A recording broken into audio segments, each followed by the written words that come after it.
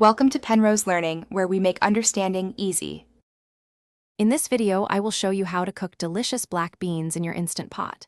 This method is incredibly simple and will help you achieve perfectly tender beans every single time without the hassle of constant monitoring.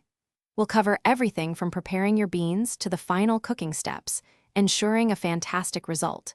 Get ready to enjoy homemade black beans that are far superior to canned varieties, saving you both time and effort in the kitchen.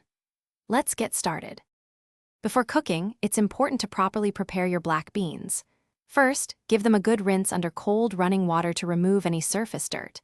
Then, take a moment to sort through them, checking for any tiny stones or imperfect beans that might have snuck in.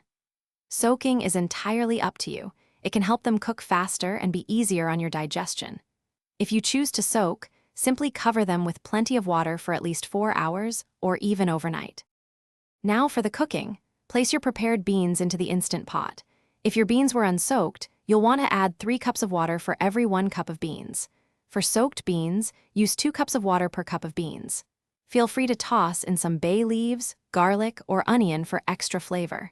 Cook unsoaked beans on high pressure for 25 to 30 minutes and soaked beans for 10 to 15 minutes.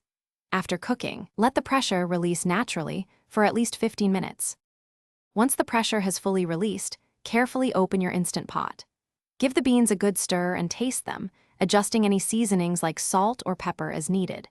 If they seem a bit too watery for your liking, you can switch to the sauté mode for a few minutes to thicken them up. These perfectly cooked black beans are fantastic as a side, in tacos, or as a base for many dishes. Store any leftovers in an airtight container in the refrigerator for up to 5 days. Thanks for watching. If this was helpful, leave a like and consider subscribing. See you next time.